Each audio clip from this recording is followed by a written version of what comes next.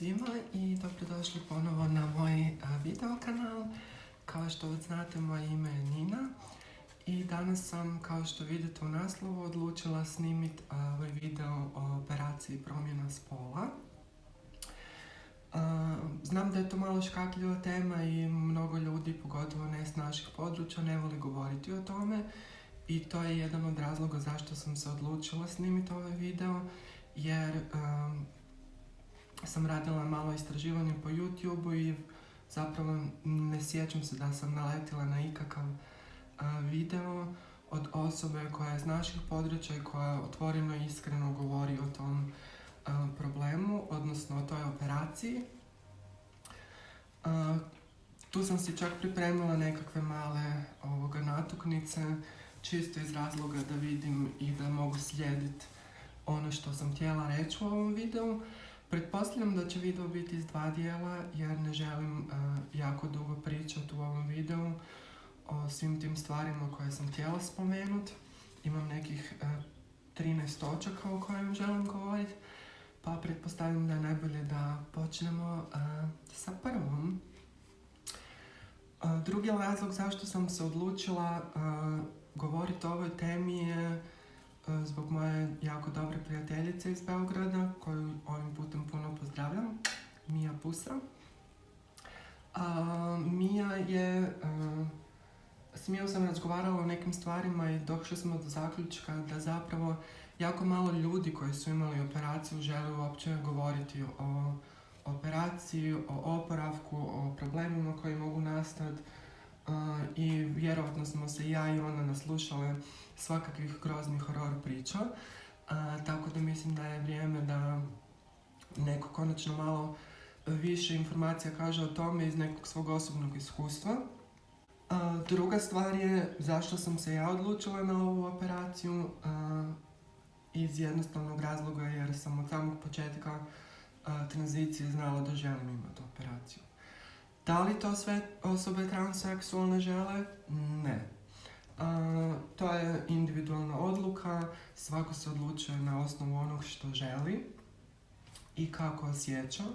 Ja sam osobno mišljenja da bez ove operacije se ne bih osjećala u potpunosti onako kako se osjećam i zbog toga sam se odlučila napraviti tu operaciju. Kao što većina vas, ako gledate ovaj kanal, znate, ova operacija promjene spola je jedan operativni zahvat u kojem se zapravo vaše spolovilo, u mojem slučaju penis, preoblikuje u novu vaginu, odnosno neovaginu. I u tom slučaju ne dolazi do nikakvog sjeckanja, mislim ništa se tu ne odreže ni ne baci u smeće. Većina spolnog organa se na jedan specifičan način upotrijebi za oblikovanje i vaginalnog kanala i klitorisa i sveg onog što simbolizira nekakvu, ajmo reći, normalnu vaginu. Ta tehnika koju sam ja imala se zove penilna inverzija. I ta penilna inverzija je zapravo, ako bi na engleskom bi to jako dobro zvučalo, jer ono što ste imali izvana, znači vini, najedanput postaje ini. Znači ono što je visuljak postaje nešto što se pretvori na unutra. Da ne previše ne dužimo o toj cijeloj operaciji, stavit ću isto u videu dolje u komentarima, odnosno u opisu videa link na operaciju koja je grafički prikaz, tako da možete pogledati ako vas zanima na koji način se vrši ta operacija. Dakle, o operaciji ću postaviti link dolje u opisu videa, tako da svi oni koji imaju potrebu pogledati takav video i malo se više educirati o tipu operacija, slobodno kliknite dolje i pogledajte. Nije ništa strašno ili grafičan video. Druga stvar je izbor doktora. Znači, pod 4. točkom imam zašto sam se odlučila za nekog određenog doktora. Odlučila sam se, odmah ću reći, moj kirurg je bio doktor Miroslav Đorđević ili Tata Miro ili Uncle Miro, kako ga mi znamo sad zvati. Ja ga zovem osobno tata jer meni je ova promjena spola bila kao neko novo rođenje, pa prema tome, pošto on bio moj kirurg, ja ga zovem tata. Odlučila sam se iz čistog razloga jer sam dosta istraživala, htjela sam da to bude negdje u blizini, u Europi, iz razloga što ako se bilo šta desi, ako krene nekakva komplikacija, Beograd mi je bio opcija do koje mogu vrlo brzo doći, avionom u roku 2 sata. To je bio jedan razlog. Drugi razlog je bio što sam nedugo prije te operacije kontaktirala Salome, pozdrav za Salome isto, Pusa, u Ljubljanu ili u Zagreb, ne znam gdje si trenutno. Salome mi je jako pomogla u toj odluci jer je sama prošla istu operaciju i to, ja mislim, prije 8 godina. Tako nešto. Uglavnom, ona mi je rekla samo pozitivne stvari o doktoru Đorđeviću i o rezultatu njegove operacije na njoj. Upozorila me također na nekakve stvari na koje moram biti spremna i pripremljena. I naravno dala mi je sve savjete šta da radim, šta da ne radim, jer prilikom zapravo dogovora sa doktorom vi imate neke mogućnosti, ajmo reći, za biranje kako želite da izgleda vaša nova mačkica. Uglavnom, da ne duljim sad previše oko toga, ja sam doktora Đorđevića našla preko interneta, odnosno preko stranice ST Medica, koja je zapravo bolnica. I poslala sam mu mail, znači tekla je nekakva normalna komunikacija u prvim koracima preko maila. U mailu sam navela koliko dugo sam u tranziciji, koliko dugo sam na hormonima, koje sve operacije sam do sada imala, općenito neko zdravstveno stanje. I rekla sam da sam jako zainteresirana za operaciju i da me preporučila Salome, kao što je. U međuvremenu je čak Salome izvala njega i preporučila mi, rekla da se lijepo pobrine za mene, tako da se zahvaljujem Salome što je bila toliko ljubazna. Dakle, obavili smo prvu tu neku komunikaciju preko maila, ja sam mu poslala svu svoju dokumentaciju vezanu uz moju tranziciju i nakon toga je doktor tata Miro predložio da se vidimo preko Skype-a, da obavimo nekakav čisto informativni razgovor o mojim željama i o tome što bih htjela. To smo obavili, čuli smo se i čak smo dogovorili datum operacije već tada preko Skype-a, ali sam ja okvirno znala kad neću raditi. I moja operacija je bila zakazana za 25.11. odnosno novembar 2019. godine. I nakon toga mi je doktor, odnosno Miro mi je rekao da bi bilo super da prije operacije barem dođem na nekakvu brzi pregled. I taj pregled, moram reći, je vrlo bitan zbog toga što tokom tog pregleda zapravo doktor ustanovi sa čime raspolažem. Uglavnom, dogovorila sam taj pregled i doputovala sam iz Berlina na jedan kratki vikend u Beograd. Došla sam jako rano u subotu ujutro i bila sam naručena, ja mislim da oko 1 sat, u bolnici na pregled. Doktor Miroslav je u to vrijeme imao jednu jako veliku operaciju iz ženskog u muško, tako da nije u mogućnosti bio obaviti pregled osobno sa mnom, a već sam srela njegovu prvu asistenticu, Maritu Bizić, koja je top, i nekako sam se puno više i slobodnije osjećala u njenom društvu. Nemam pojma zašto, ali jednostavno taj pregled i ta kontrola s njom je prošla vrlo, vrlo simpatično i normalno. Marta me pregledala i završili smo s time, uzela je također još neke podatke o mojem zdravstvu i općenitom zdravstvenom stanju. Zašto je taj pregled bitan za kirurga? Kao što sam već prije rekla, bitan je iz razloga što tokom godina i uzimanja hormonalne terapije prva stvar koja se desi sa vašim spolnim organom kojeg trenutačno imate je da se recimo testisi jako smanje, odnosno atrofiraju, upravo zbog testosteron blokera koje uzimamo cijelo vrijeme. A druga stvar je što se također sam penis smanji jer jednostavno nema više tog muškog hormona koji bi utjecao na to da taj vaš spolni organ ostane u istom stanju. Treća stvar koja se može desiti je budući da netko od vas može biti obrezan ili neobrezan, to bitno utječe na to koliko će kirurg imati materijala da oblikuje novu vaginu.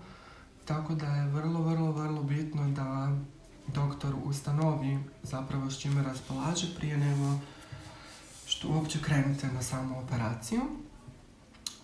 Također je tu važna elastičnost kože i mnogo nekih drugih faktora koji su na svu sreću kod mene bili jako dobri. Ne kažem da sam bila obdarena, ali bilo je dovoljno materijala da se ne moraju uzimati koža sa nijednog drugog dijela tijela, jer u tom slučaju ako nemate dovoljno materijala, doktor će morati odlučiti koju tehniku operacije će raditi i na koji način će dostići vaginu koja zapravo je funkcionalna i dovoljno duboka. Datum je već dogovoren, Nina jedva čeka da se to desi. Datum sam dobila 3 mjeseca prije nego što će se zapravo desiti taj veliki dan, tako da sam bila vrlo uzbuđena oko svega toga. I zatim sam naravno jedva čekala i bila sam vrlo uzbuđena, ali u to vrijeme, kao što to obično biva, nisam još uvijek imala sve novce da platim operaciju. Naime, ja sam sve svoje operacije platila iz vlastitog džepa. Za ovu operaciju spola sam čak pokrenula GoFundMe kampanju preko jedne stranice koja vam pruža mogućnost da zapravo donacijama skupite neke novce. Ako nekog zanima, stavit ću isto link dolje. Ovako izgleda njihov logo na aplikaciji, pošto postoji aplikacija na telefonu. Falilo mi otprilike još 30% iznosa koji sam morala platiti. O iznosu ne bi trenutačno pričala, jer iznos, odnosno cijena te operacije je za svakog drugačija. Ovisi da li ste državljanin Srbije, ili ste iz Hrvatske, ili ste iz Europske unije, bla bla bla. Da ne duljim, uglavnom to sad nije bitno. Uglavnom, ja te novce sam skupila, kao što sam rekla, većinu, skoro 70%. I nekako je to skupljanje novca vrlo se zaustavilo proti nekakvom samom kraju, mada sam ja trebala uplatiti taj iznos prije same operacije. Tako da je moja majka odlučila da mi pomogne sa tih ostalih 30%. I na tome se zahvaljujem. Ona je najveća ljubav i najveća podrška u svemu ovom. Tako da mame su zakon. O svom odnosu s majkom ću vjerovatno pričati također u nekim od tih video snimaka koje planiram raditi, jer mislim da je to jedna vrlo isto opširna tema o kojoj bi se moglo puno pričati. Uglavnom, bližio se datum odlaska na operaciju. Ja sam naravno sve to dobro isplanirala, kao što i uvijek. ili kao što bi moj dragi rekao, ti si Nina jedan veliki control freak. Jesam, što se tiče nekih stvari. Uglavnom, pomno sam isplanirala sve što ću ponijeti sa sobom, dobila sam neka uputstva šta mi ne treba uopće da ne nosim, tipa ponijela sam uglavnom samo nekakve trenirke i široke stvari koje ću moći nositi, koje će biti vrlo ugodne za nositi, da ništa ne stišće i tako to. One velike, lijepe babske gaće koje skoro dođu do struka. Naravno sve je pamučno, ponijela sam brdo nekih uložaka i zavoja. Uglavnom, jako dobro sam se pripremila za sve. Na operaciju sa mnom išla moja majka. I kao što sam već rekla, ja sam se super pripremila za sve to. Spakirala se, putovala sam iz Berlina za Zagreb kod majke. Majka je išla sa mnom. I tada smo iz Zagreba letjeli za Beograd u subotu ujutro. Moja operacija je bila u ponedjeljak. U subotu smo krenuli iz razloga što sam htjela da obavimo sav shopping i sve potrebno što je da bi se dobro zorganizirale, jer moj plan je bio da ostanem u bolnici 6 dana otprilike i nakon tih 6 dana ostali oporavak od 8 dana koji sam trebala biti cijelo vrijeme u Beogradu. S majkom sam obavila shopping, kupili smo namirnice tako da mama može bez problema sve kuhat i nekakve male sitnice još koje sam ja trebala sa sobom ponijeti sam kupila u Beogradu. U subotu popodne smo sam imala kontrolu u bolnici, još jednom budući da su htjeli napraviti još detaljne analize krvi i svega ostalog da se pripreme za operaciju. I nakon toga sam imala slobodno i trebala sam se pojaviti ponovo u nedjelju u bolnici popodne da mi daju injekciju prije operacije, odnosno dan ranije znači. Ta injekcija služi uglavnom da se ne stvaraju ugrušci krvi, što je vrlo opasno tokom operacije i uglavnom to je bilo to. U nedjelju sam bila slobodna, pričala sam s mamom o svemu i mama je bila čak malo nervozna, ja čak i nisam, tek na večer kad sam krenula spavat me ulovila mala neka nervoza, ali sam nekako sama sebe umirila i rekla sam da će sve biti ok. Imala sam totalno nekakvo pozitivno razmišljanje, Nina ti to možeš, sve će biti super, neće biti nikakvih problema. I u ponedjeljak ujutro Nina i mama krenu u 9 sati su bi trebale biti u bolnici. Krenule smo u bolnicu, došli smo u bolnicu, javili smo se kod glavne tete na recepciji i ona nas je odvela u sobu u kojoj sam ja bila prvi dan i drugi. U toj sobi sam se spremila, dobila sam onu lijepu, seksi bolničku haljinu u kojoj izgledate vrlo romantično i zavodljivo jer vam je cijela strana na leđima otvorena. Uglavnom, sestra me pripremila, napravila mi je neki koktel u injekciji koju mi je zatim dala i ja sam se nakon toga vrlo brzo osjećala jako čudno i ošamućeno i nakon toga sam ponovo imala u planu kako ću ja snimiti nekakav vlogić i malo objašnjavati šta se dešava u bolnici. Na kraju sam našla jedan video koji sam snimala kojeg se uopće ne sjećam. Ubacit ću ga ovdje da ga možete vidjeti. Uglavnom čak sam i na engleskom pričala. Kak se onda? Hi. Hi. I'm in the hospital. It's almost like 1 hour before the surgery. Yes, gender surgery. This is my mom. She's always with me. And yeah, I'm totally ready and the doctor will come soon. And then I'm going to the operation room. Okay, see you after that. I to je jedini video zapis koji zapravo imam iz bolnice i još nekoliko slika koje ću staviti svakako u ovaj video. I ništa, ta injekcija me užasno brzo počela lovit. Ja se čak ni ne sjećam da me mama pratila do operacijske sale, da smo pričale, da me pozdravila, poželjela sreću, ničeg se ne sjećam. Totalni ping. I uglavnom, operacija je trajala nekih 6 sati. Moja mama nije bila za to vrijeme u bolnici, ja sam joj savjetovala neka ode u apartman i neka se lijepo nečim zabavi, da ne razmišlja o tome, jer inače bi vjerovatno previše razmišljala. Nakon što sam se probudila iz anestezije, što je bilo vrlo brzo, kod mene je to taj oporavak i to neko buđenje iz anestezije jako kratko traje, tako je bilo i u prijašnjim operacijama i postanem užasno euforična i hiperaktivna. Bila sam strašno uzbuđena, naravno prvo sam vidjela mamu koja je došla odmah da vidi svoje dijete i čestitala mi je i samo se sjećam i rekla je sad imam konačno pravu kćer, kao Nina čestitam i znam da smo obje zaplakale i bilo je baš jako, jako emotivno.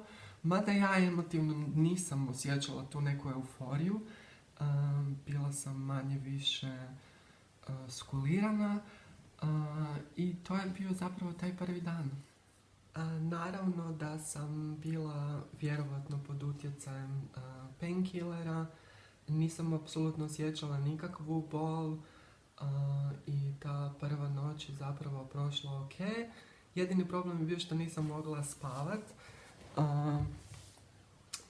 i bila sam i budna sigurno do nekih 3-4 ujutro, dok konačno nisam zamolila sestru da mi da nešto za spavanje. I tad sam zaspala, ali nažalost u utorak ujutro ta vizita je bila već, mislim, u 6:30, mada je sestra tokom noći dolazila, koliko se sjećam, onako u nekakvom polusnu i mijenjala mi je te infuzije u kojima sam primala antibiotike i painkillere, a ujutro sam se skroz ok osjećala. Zapravo sam bila užasno gladna, jer u nedjelju već morate prestati sa jelom, u ponedjeljak ništa ne jedete cijeli dan, poslije operacije su mi davali samo pomalo vode, jer su se bojali da mi ne bi možda bilo zlo. Dakle, u utorak ujutro sam se probudila, gladna ko vuk, i jedva sam čekala da dobijem nekakvu hranu. Situacija dolje, nisam rekla, ali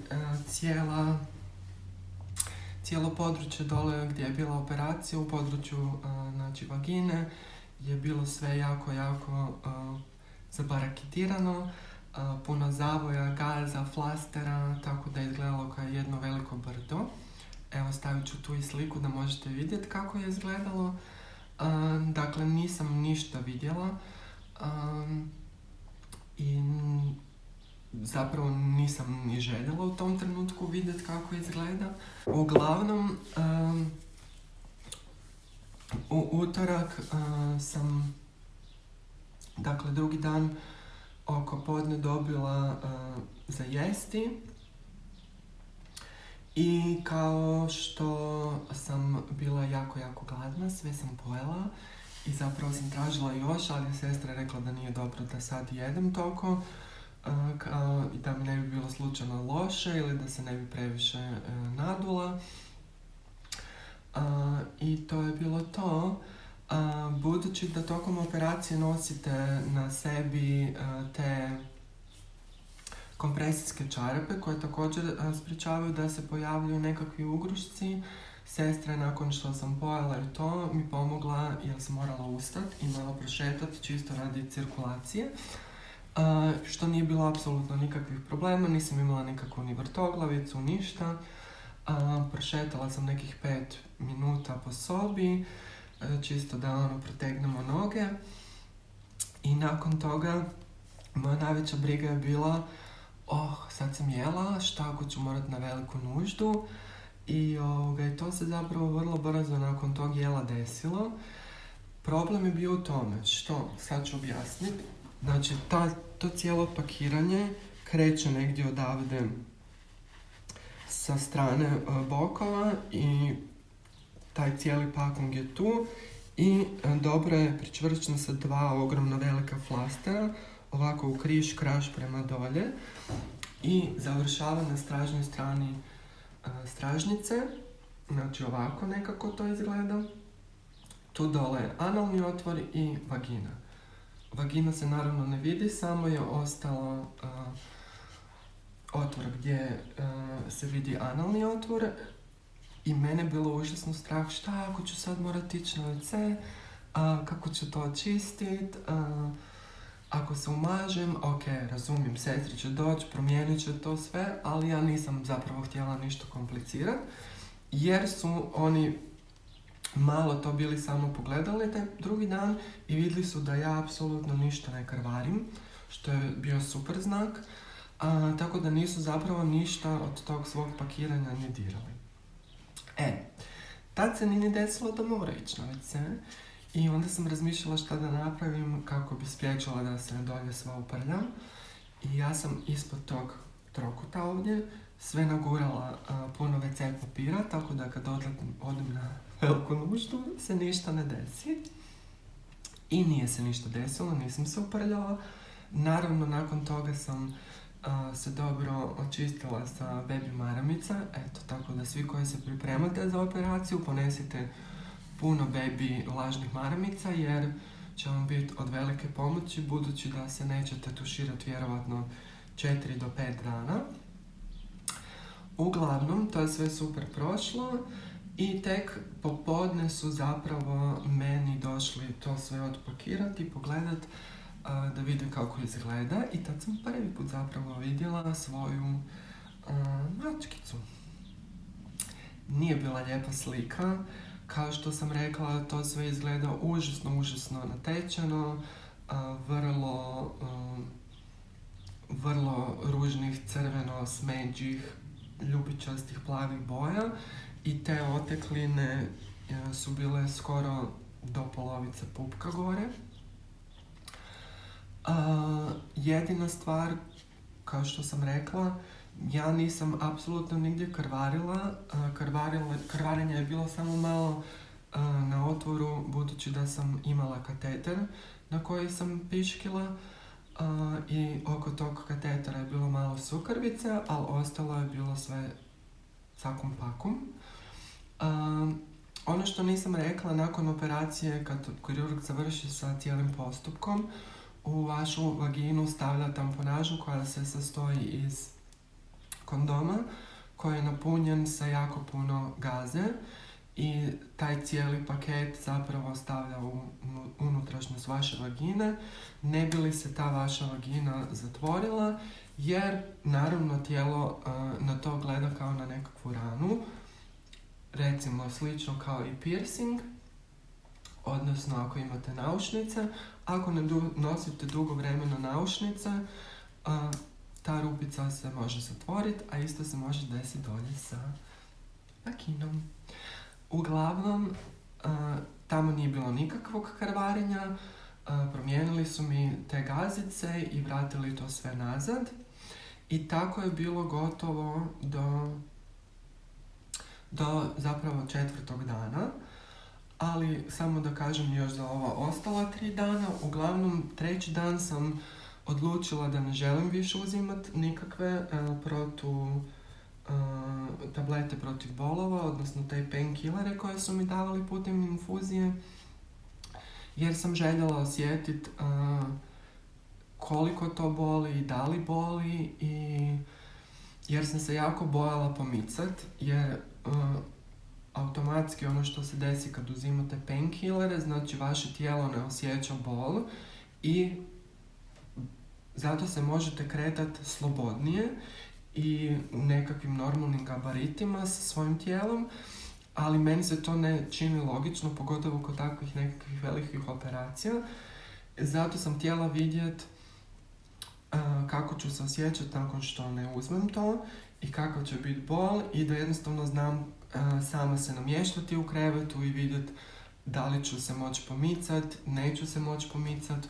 Uglavnom, ja nisam imala, skoro bih mogla reći, nikakvu pretjeranu bol.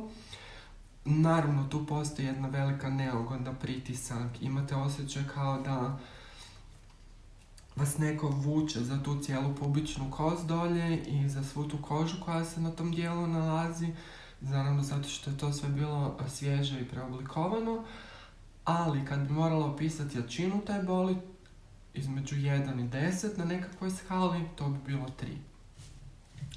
Uglavnom, ja od 3. dana više nisam uzimala painkillere, hodala sam što sam više mogla, ustala sam iz kreveta svaka 2 sata. Nisam ustala samo iz razloga što sam morala hodat. Ustala sam zbog toga što sam sama praznila svoju vrećicu od katetera, jer mi se činilo bez veze da sestre zbog toga dolaze. I praznila sam tu vrećicu od katetera jako često, jer sam htjela da se ne zadržava nikakva tekućina i da se ne bi zbog toga možda nešto unutra inficiralo, što je isto moguće. Uglavnom, svih tih 4 dana ja sam se osjećala skroz ok, nisam imala, kao što sam rekla, nikakvih bolova, imala sam super apetit, jela sam ko luda, sve što su mi donijeli sam pojela i tako da nije generalno bilo nikakvih većih problema što se toga tiče. 4. dan sam se osjećala odvratno. Odvratno, najodvratnije, jer se nisam 4 dana otuširala, jesam se ja kao peruckala malo nešto ispod ruke i brisala maramicama svugdje i majka me znala čistiti isto i mazati s kremicom, ali nije to dok ne uzmete i ne otuširate se kako spada. Uglavnom, 4. dan sam ja već malo pizdila. Odnosno, bila sam užasno nervozna zbog toga, kosa mi je bila masna i osjećala sam se zbog toga jako loše. I nakon što su obavili sve te vizite ujutro i nakon što su me pregledali ponovo, i ja i dalje nisam ništa krvarila i nisam imala nikakvih problema, rekla sam sestri, please, ja bi se tako voljela otuširati, jel možete pitati kao doktora, odnosno kirurga, da li je ok da se ja otuširam, i uglavnom ona ga je zvala i rekla da može, da super. Ja sam bila sva presretna. Uglavnom, po tuš odlazite sa tom cjevčicom od katetera na koju dobite jedan mali čepić, tako da ne morate nositi cijelu vrećicu sa sobom. Ja sam dakle uživala u tom tušu kao da se nisam tuširala 100 godina.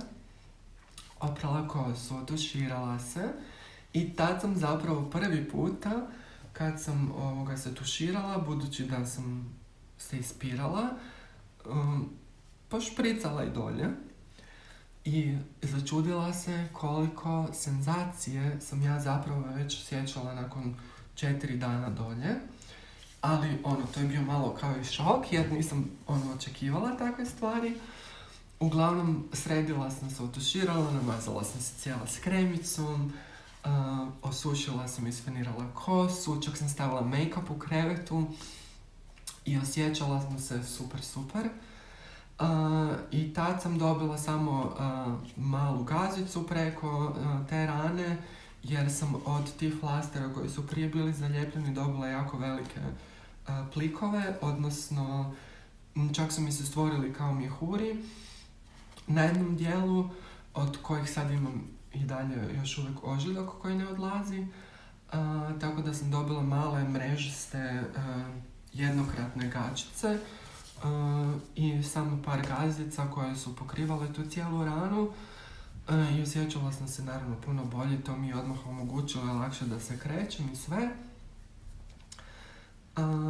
I sjećam se kad je sestra došla u sobu i kad me vidjela u krevetu, rekla je, jesam se ja to zabunila, ne prepoznajem te, jer sam se ja sva naravno sredila kao da ništa nije bilo.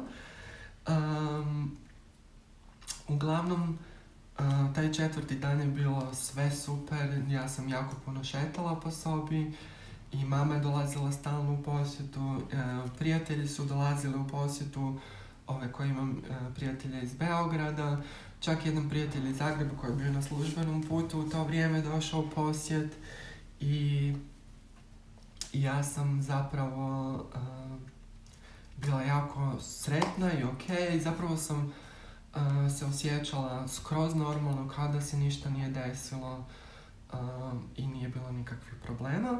5. dan je bilo zakazano da će mi zapravo vaditi tu tamponažu van i tad me zapravo ulovila malo frka jer sam se bojala da će to užasno boljeti. Ali, kao što sam rekla, ne očekujte stvari koje možda se neće desiti. Uglavnom, to vađenje tamponaže je prošlo apsolutno bezbolno. Sjećam se samo da su prije nego što su mi to izvadili pošpricali malo sa sterilnom vodom, odnosno s tim, kako se to zove, sa infuzijskom tekućinom. Izvukli su to van i apsolutno me ništa nije bolilo. Sjećam se samo, pošto je moja majka bila isto u toj sobi gdje su mi to vadili van, i bio je isto i Borko, koji je isto jedan od asistenata doktora, koji je sjajan čovjek i jako simpatičan. Znam da je samo Borko komentirao jao koliko toga ima unutra. Uglavnom, da, bila sam baš napakirana unutra s time. I ništa, to su izvadili i privremeno su stavili samo nekakvu drugu tamponažu koja je bila zapravo samo gazica koju su ponovo vratili unutra i to je bilo to. Nakon toga, 6. dan, dakle to je bilo u nedjelju, ja sam bila otpuštena iz bolnice i mogla sam s majkom ići u apartman.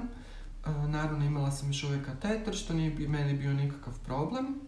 Uglavnom ja sam otišla iz bolnice nakon 6. dana, znači u nedjelju, popodne i bila sam zapravo jako tužna, čak sam i plakala kad sam morala ići, ali mi je bilo stvarno jako lijepo. I sjećam se, sestra Jasna mi je rekla, pa Nina šta plačeš, kao svi su drugi veseli kad izlaze iz bolnice, ali ja sam nekako baš se emotivno i vezala i za sve sestre i kažem vam, bilo mi je jako lijepo iskustvo. Nemam apsolutno nijednu lošu riječ o ovoj operaciji koju sam obavila. Stvarno sam prezadovoljna što se tog tiče. Nakon 6. dana sam bila u apartmanu sa majkom gdje sam stvarno bila ok. Čak sam 8. dan se sjećam ovoga već i kuhala kod kuće i normalno sam obavljala sve neke manje posliće koje sam mogla raditi. Naravno mama mi stalno rekla Nina čuvaj se.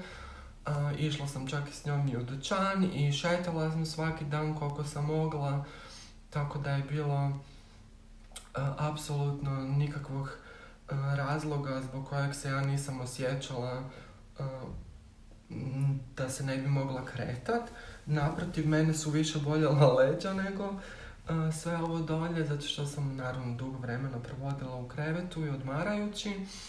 I imala sam dana kad sam se osjećala malo umornije, nekad sam bila ok i nekako sam pokušavala slušati svoje tijelo i ne raditi nikakve stvari koje mi nisu odgovarale.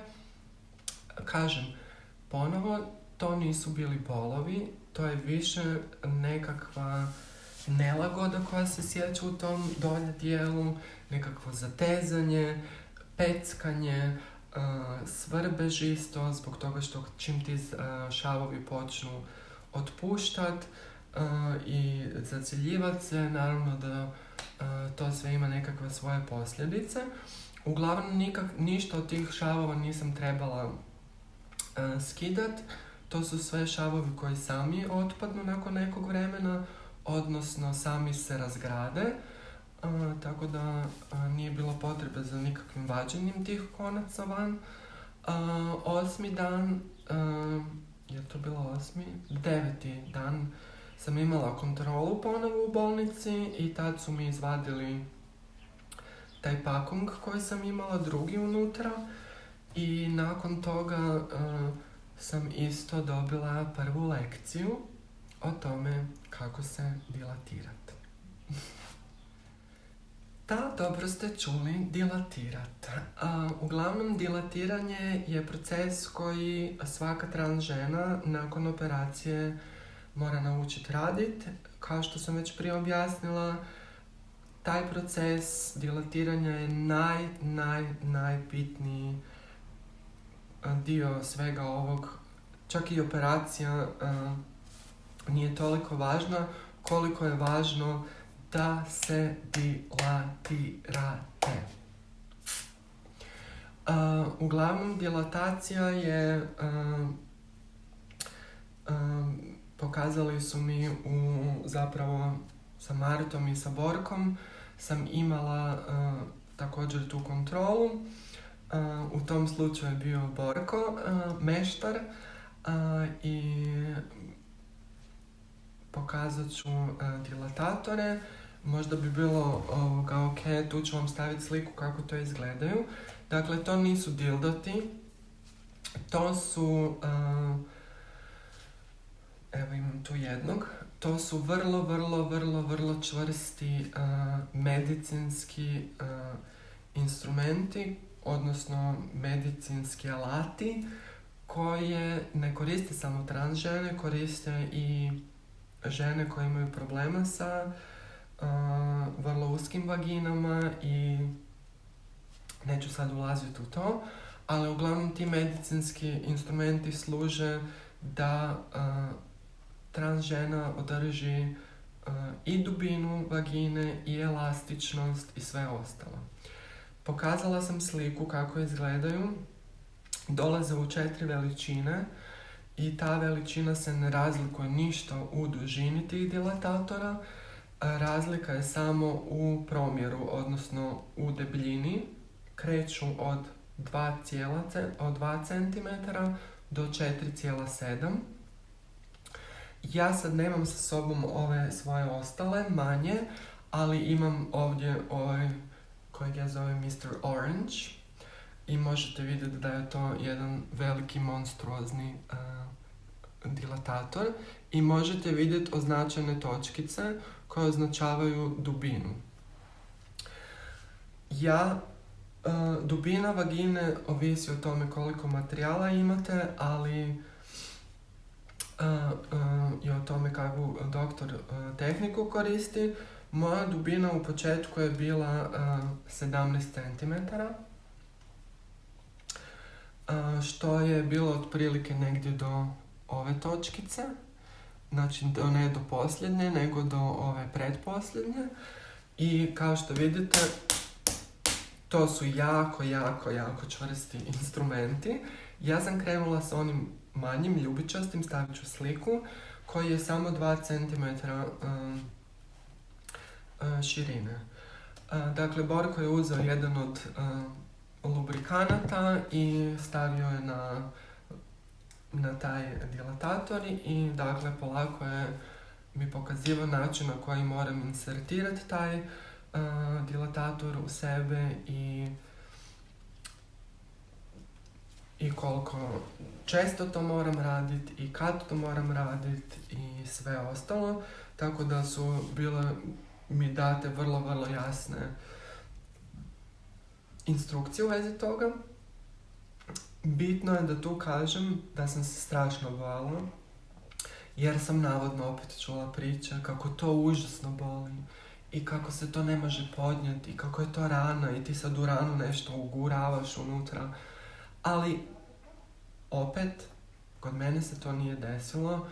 Osjetila sam neki pritisak na početku, nije boljelo, bilo je neugodno, ali sve je dobro prošlo i ja sam morala početi sa tim dilatacijama od tog dana navečer, 3 puta na dan, po 30 do 45 minuta i ni nakon veliki control freak. Ja sam to stvarno radila i po 45 minuta jer sam stvarno se bojala da se ne bi to zatvorilo i da ne bi imala poslije problema, tako da sam bila jako rigorozna što se toga tiče, ali da sad ne duljim, o tom daljem oporavku nakon toga što sam se počela dilatirat i o svim ostalim stvarima, dakle o izgledu, o senzaciji, o užitku, o funkcionalnosti, o mokrenju ću pričat